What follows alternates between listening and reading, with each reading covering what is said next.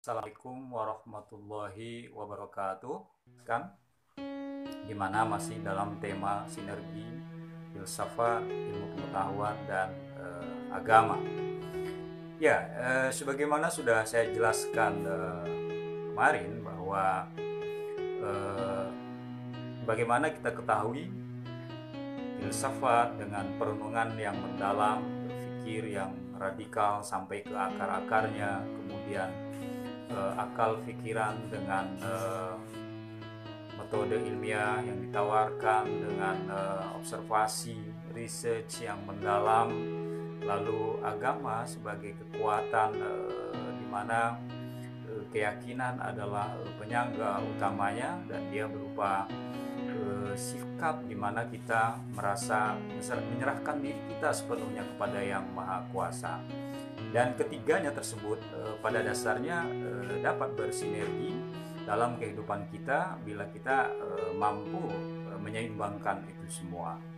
Artinya ketika kita seorang filosof, seorang ahli filsafat yang memahami kaidah-kaidah ilmu pengetahuan, yang memiliki kedalaman ilmu pengetahuan, tetapi juga memiliki kedalaman dalam menjalankan ibadah, memiliki kedalaman dalam menjalankan ajaran agama, di mana ajaran agama itu mengajarkan nilai-nilai spiritualitas, nilai-nilai sosial yang sangat dibutuhkan dalam kehidupan kita di dunia ini.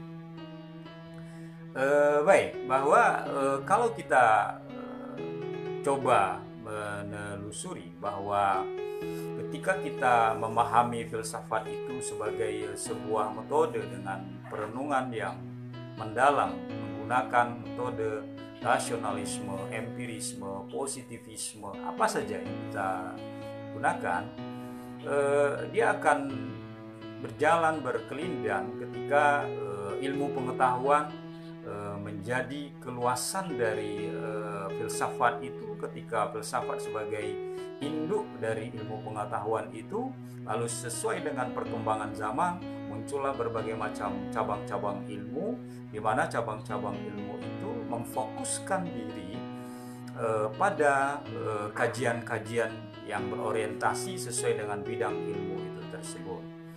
Sehingga kalau kita bicara tentang ilmu, tentu kita bicara tentang epistemologi, di mana epistemologi itu adalah bagian dari kajian dari filsafat. Epistemologi itu adalah teori tentang ilmu pengetahuan, di mana di dalam epistemologi itu kita bicara tentang teori ilmu pengetahuan, objek ilmu pengetahuan, sejarah ilmu pengetahuan, ya.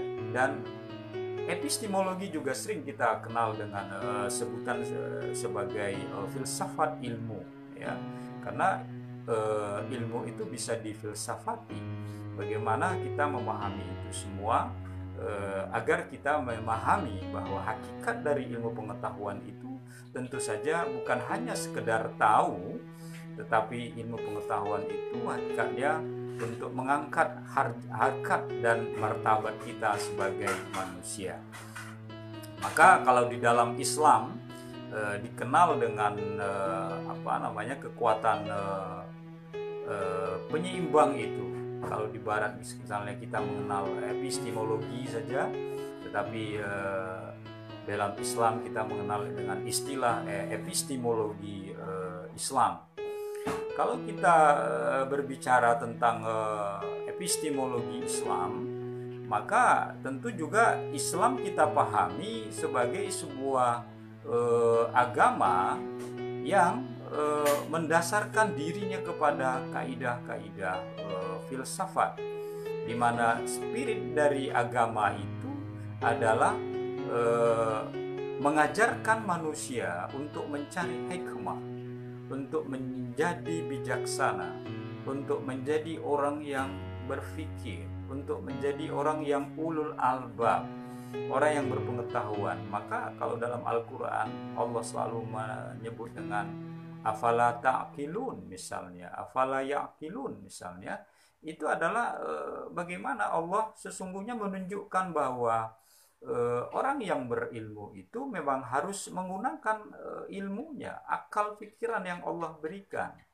Kenapa? Karena dengan akal pikirannya itu dia pada dasarnya akan mengetahui apa yang ingin dipelajarinya. Dia akan menggali sesuatu yang belum dia tahu, lalu dia kembangkan.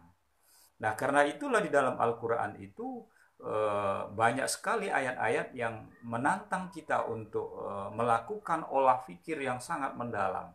Bahkan dengan tantangan yang sangat terbuka, Allah mengatakan dalam surat Ar-Rahman, ya ma'syarul jin wal ins in istata'tum an tanfuzu min aqtaris samawat fanfuzu la tanfuzuna illa bisultan, kata Allah. Bangsa jin dan manusia, ya, kalian itu kalau ingin menembus langit dan bumi itu sebenarnya bisa, ya, tapi kalian tidak akan bisa, ya, kecuali dengan apa? Yaitu dengan sultan. Ini di sultan di sini dalam pengertian science, ya, ilmu pengetahuan dan teknologi. Maka manusia itu ketika dia ingin maju, dia harus memajukan itu ilmu pengetahuan dan teknologi. Karena dengan teknologi itulah kita bisa mendukung dalam kita berkegiatan, mendukung kita dalam beribadah, mendukung kita dalam melakukan segala sesuatunya. Kita tidak bisa bayangkan bahwa kalau tidak ada ilmu pengetahuan, apakah kita setiap saat berada di tempat yang baru ketika kita tidak tahu arah kiblat, lalu kita mencari matahari ke atas, kita mendongak lalu ternyata mendung. Tapi teknologi sekarang sangat mudah dengan teknologi kompas, diciptakannya kompas, kita tahu dengan GPS, sehingga kita bisa mengukur itu semua dengan kecanggihan teknologi yang dimiliki oleh manusia. Mungkin kita menyadari bahwa dengan ilmu pengetahuan itu kita tidak mengetahui segala sesuatunya. Tetapi sesungguhnya dengan ilmu pengetahuan itu kita justru bisa memudahkan apa yang kita lakukan. Kita bisa tersampaikan apa yang ingin kita kaji, apa yang ingin kita dalami karena perantara ilmu itu. Sehingga kalau ada Allah mengatakan Al-Quran, apakah sama orang yang tahu dengan orang yang tidak tahu? Jelas tidak sama. Kenapa? Orang yang tahu itu dia berilmu, sementara orang yang tidak tahu itu adalah orang yang tidak berilmu, ya. Sehingga untuk mengetahui segala sesuatu itu manusia memang pada dasarnya harus menggunakan ilmu pengetahuannya. Maka epistemologi itu, teori ilmu pengetahuan itu sangat penting untuk kita pahami dalam kehidupan kita di dunia ini. Di dalam Islam sendiri, ya, kita mengenal epistemologi Islam itu misalnya apa yang pernah dijelaskan oleh Muhammad Abid Al-Jabiri, seorang pemikir dari Maroko atau Maghrib yang lahir di Fez. Dia mengatakan bahwa epistemologi Islam itu ada pada 3 kerangka. Yang pertama itu adalah epistemologi bayani, lalu kemudian epistemologi burhani, lalu epistemologi arifani. Bagaimana dengan epistemologi bayani? Epistemologi ini adalah teks wahyu atau nas, ya, sebagai sumber utama. Ya. Kalau kita orang Islam menjadikan epistemologi bayani, menjadikan Al-Quran sebagai sumber utama, itu bukan suatu kekeliruan. Dan apa yang sudah dikatakan oleh Al-Quran itu adalah semuanya bicara tentang fakta-fakta ilmiah dan bicara tentang kebenaran. Bagaimana tantangan Allah yang saya katakan tadi kepada kita? Bisa nggak kita menembus langit dan bumi? Lalu kita tidak bisa menembusnya kalau tidak ada ilmu pengetahuan. Itu adalah fakta yang sebenarnya bisa. Dan ternyata orang Barat, mulai dari Neil Armstrong yang sudah menginjakkan kakinya di bulan misalnya, atau astronot-astronot yang lain belakangan, kemudian observasi yang dilakukan di planet Mars, itu membuktikan bahwa Allah menunjukkan bukti tantangan itu sesungguhnya bisa manusia melakukannya. Tapi tidak akan terlaksana itu semua kalau manusia itu tidak memiliki sains itu. Nah, kebenaran dari sains itu tadi sudah jelas. Allah sendiri yang mengatakan di dalam Al-Quran bahwa kita bisa mengeksplor langit dan bumi ini dan planet-planet yang ada diciptakan oleh Allah itu dengan kemampuan akal yang kita miliki. Nah, sejauh mana kita bisa mengimplementasikan itu semua, kita tahu bahwa Allah sendiri yang mengatakan dalam Al-Quran, kalian bisa. Dengan apa? Dengan sultan. ya, dengan sains. Fanfuzu, tembuslah kata Allah. La tanfuzu, kalian tidak akan bisa menembusnya. Kalian tidak akan bisa mengeksplorasinya. Ya, bahasa apa nama kekiniannya mungkin eksplorasi. Kenapa? Illa bisultan. Kecuali dengan sains ya, ilmu pengetahuan dan teknologi. Jadi epistemologi bayani ini adalah teks wahyu sebagai sumber utama, dan kita orang Islam tentu saja tidak meragukan kebenaran wahyu yang Allah tunjukkan kepada kita dengan fakta-fakta ilmiah yang semua di dalam Al-Quran itu tidak ada yang tidak sesuai dengan apa yang ada di dunia ini. Lalu yang kedua adalah epistemologi burhani. Epistemologi burhani ini adalah sumber utamanya adalah realitas ya, realitas alam, realitas sosial maupun realitas yang terkait dengan kemanusiaan. Artinya alam ini, ayat-ayat kauniyah ini itu bisa menjadi objek kajian kita tentang bagaimana Allah sedang menghamparkan langit dan bumi ini kepada kita untuk kita teliti. Sehingga epistemologi burhani ini kita menjadikan sumber utamanya itu adalah realitas yang ada di hadapan kita. Bagaimana kita misalnya bicara tentang sejarah masa lalu, ya, kita melihat kaum Ad, kaum Samud, ya, sejarah mereka dibinasakan oleh Allah karena keingkaran mereka. Itu adalah realitas sosial yang Allah masukkan di dalam kajian historis Al-Quran, karena Al-Quran itu salah satu isinya adalah sejarah. Dan ini menjadi pelajaran bagi kita bahwa ketika kita menjadi manusia, janganlah menjadi kaum yang sombong. Jadi janganlah kaum yang mendustakan kebenaran yang datang pada kita, kaum yang melakukan perbuatan semena-mena, kaum yang melakukan perbuatan yang melanggar nilai-nilai kemanusiaan, seperti juga yang terjadi pada kaum Sodom, di mana kaum laki-laki menyerupai sesama laki-laki. Ini realitas sosial yang terjadi pada masa lalu, dan ini bisa menjadi kajian bagi kita. Bagaimana sungguhnya Allah telah memberikan kehancuran kepada orang-orang yang melakukan seperti itu karena perbuatannya itu sendiri. Jadi kalau misalnya kita diajarkan dalam epistemologi burhani bahwa adanya misalnya bencana, ada musibah, bukan hanya itu sebagai pelajaran bagi kita, tetapi juga bisa kita ambil hikmah sebagai itu teguran bagi Allah pada kita, dan juga bisa kita ambil pelajaran itu sebagai cobaan kepada kita. Bisa nggak kita sebagai manusia menghadapi semua itu?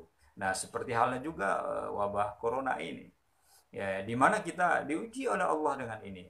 Ternyata kita makhluk yang lemah kan, virus yang ukurannya sangat kecil sekali, membuat kita harus menjauhkan diri kita dari kerumunan, harus mengurung diri kita di dalam rumah kita.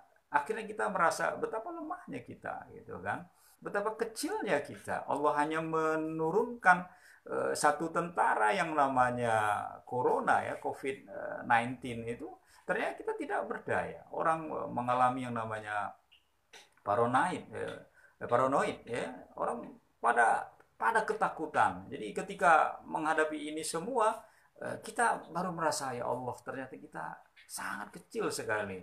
Allah baru menurunkan satu wabah saja, secara global manusia berada dalam ketakutan, dalam kekhawatiran, dalam kegelisahan yang mendalam. Nah, ini epistemologi burhani yang menjadikan realitas yang ada di sekitar kita, baik realitas alam, realitas sosial maupun realitas kemanusiaan, menjadi dasar kita dalam memahami konsep ilmu. Lalu yang ketiga adalah epistemologi irfani. Nah, ini pengalaman atau experience dan intuisi sebagai sumber utamanya. Jadi pengalaman-pengalaman keagamaan, kemudian pengalaman-pengalaman kita di dalam menjalankan kehidupan kita dalam sebagai seorang yang beragama, atau perasaan keagamaan, ketakwaan kita atau ketakutan kita hanya kepada Allah itu sesungguhnya menjadikan dasar bagi kita bahwa ketika kita menghadapi masalah, kita tidak ada apa-apanya, kita hanya bisa berserah diri kepada Allah Subhanahu wa Ta'ala. Lalu apa yang membuat kita menyombongkan diri kita? Makanya kalau sikap atau sifat takabur itu sesungguhnya itu bukanlah sifat manusia. Ya, manusia itu tidak pantas menyombongkan diri, ya. Karena kita tahu bahwa kesombongan yang diciptakan oleh manusia itu hanya akan menghancurkan manusia itu sendiri. Kita lihat dalam kajian keagamaan kita, kesombongan seorang Firaun dengan kekuasaannya yang luar biasa seperti itu juga hancur akhirnya. Kesombongan seorang Korun yang mengatakan dia orang yang paling kaya raya, ternyata kekayaannya juga tidak menyelamatkannya. Kesombongan Namrud, raja yang hidup di masa Nabi Ibrahim alaihissalam, juga hancur karena kesombongannya itu. Jadi experience, pengalaman dan perasaan kita menyentuh dalam lubuk hati kita yang paling dalam memahami hakikat kebenaran dan dalam memahami hakikat kehidupan kita dalam beragama. Ini adalah kita pahami di dalam irfani. Maka kalau orang-orang irfani ini biasanya mendalami kajian keagamaan dalam mistisisme atau tasawuf dalam Islam, di mana dia menemukan pencerahan atau enlightenment ini dengan senantiasa mendekatkan diri kepada Tuhan, zuhud, ya, menjauhi kehidupan dunia, lalu menjalani kehidupan yang cintanya itu dengan Allah adalah cinta yang memang tak terkirakan. Saudara sekalian yang saya hormati, lalu bagaimana kita memahami dari filsafat, kemudian ilmu, kemudian agama yang terakhir. Nah, agama ini adalah faktor penyempurna dari itu semua, ya, menurut saya. Ketika kita berfilsafat, ketika kita menjadi seorang saintis, menjadi seorang ilmuwan dalam ilmu agama, ilmu dalam ilmu sosial, itu dalam apa saja, tetapi ilmuwan yang memang yang tawadhu, ya, yang memiliki karakter saleh dalam beragama, yang memahami ajaran agama, ketundukannya yang sangat kuat terhadap Allah Subhanahu wa taala, karena di dalam agama itu kita diajarkan nilai-nilai moralitas. Kita diajarkan etika dalam beragama, atau dalam bahasa agama kita diajarkan akhlak. Dan kita tahu bahwa misi utama diutusnya Nabi Muhammad Shallallahu Alaihi Wasallam pun harus kita tahu, itu adalah misi moral. Ya, dan itu diingatkan sendiri oleh Rasul dalam hadisnya, di mana beliau mengatakan innama bu'istu liutammima makarimal akhlak, kata Rasulullah. Sungguhnya saya diutus itu adalah untuk menyempurnakan akhlak manusia. Bukan berarti orang-orang dulu tidak berakhlak, sudah, ya. Tetapi kalau memakai istilah liutammima, untuk menyempurnakan, artinya akhlak itu yang misalnya orang yang berfilsafat, orang yang ilmuwan itu harus disempurnakan akhlaknya gitu. Banyak orang yang cerdas tapi tidak berakhlak, ya. Banyak orang yang hebat tapi tidak berakhlak. Tetapi kalau dia seorang yang cerdas, seorang yang berilmu pengetahuan yang luas, namun dia berakhlak yang sangat baik, disitulah sesungguhnya agama itu menjadi penyeimbang dari ilmu yang dia miliki, wawasan yang dia miliki. Karena misi Rasulullah itu adalah misi akhlak. Jadi kalau agama Islam ini mengajarkan ketika seorang melakukan kebaikan itu kan mendapatkan pahala, kan? Allah memberikan ganjaran. Lain halnya ketika dalam teori filsafat kita memahami ketika orang melakukan sebuah kebaikan itu karena itu adalah tujuannya, karena ada manfaatnya, karena akan memberikan kebaikan kepada orang lain. Tapi kalau agama lebih dari itu. Kita melakukan kebaikan bukan hanya kita memberikan kebaikan kepada orang lain, tetapi setiap kebaikan yang kita lakukan itu kita mendapatkan ganjaran pahala dari Allah Subhanahu wa taala. Bahkan Nabi sendiri mengatakan dalam sebuah hadisnya, ketika seorang yang bersungguh-sungguh dalam mencari ilmu, atau mencari fatwa, atau mencari sumber hukum atau sumber-sumber kebenaran, lalu dia salah, ya, dalam mencarinya itu, dia sudah berijtihad salah itu tetap mendapatkan pahala satu. Tapi sebaliknya bila dia dalam kesungguhannya mencari kebenaran, mencari ilmu dengan kemampuan yang ia miliki, lalu benar yang dia dapatkan itu, dia mendapatkan dua pahala. Nah, disinilah sentuhan agama terhadap manusia, di mana manusia membutuhkan agama. Bukan agama itu, religion is opium, seperti yang dikatakan oleh Karl Marx bahwa agama itu adalah candu. Ya, ketika orang sudah beragama lalu dia tidak bisa lepas dari agama dan dia terkungkung dalam agama. Bukan, agama bukan pelarian. Agama bukan bagi tempat orang-orang yang sekedar takut dan pasrah, tetapi agama adalah melengkapi itu semua.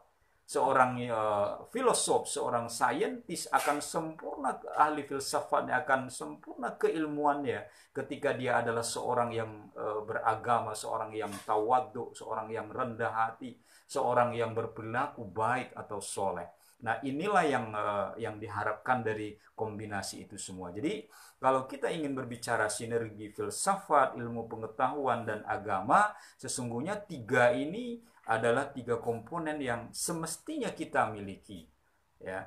Karena itulah kita sangat appreciate sekali apa yang dikatakan oleh seorang ilmuwan, ya, yang sangat terkemuka, yaitu Albert Einstein.